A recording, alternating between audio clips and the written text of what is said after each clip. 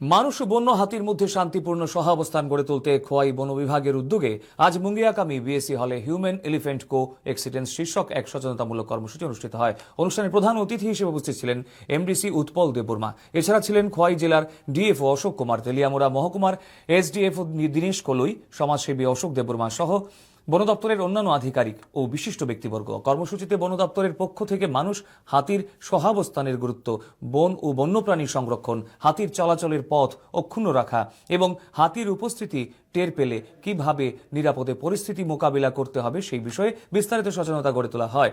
বিভিন্ন কারণের সৃষ্ট সমস্যা মোকাবিলায় জনসচেতনতা ও স্থানীয় মানুষের সক্রিয় সহযোগিতাই সবচেয়ে গুরুত্বপূর্ণ বলে উল্লেখ করেন বিভিন্ন বক্তারা। Side by side, more anti border not in Bahai Lay, economically strong time on our person is coming. For us to experience, we continue projects done by only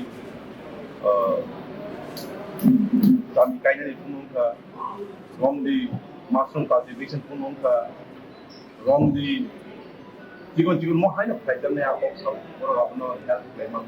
Kami or program Salinay. Salimani missing 3 as early as possible, more problem was solved. More 100% claim money, but maximum problem was solved in any. Especially Mayung by Boron is a conflict of stock very tight.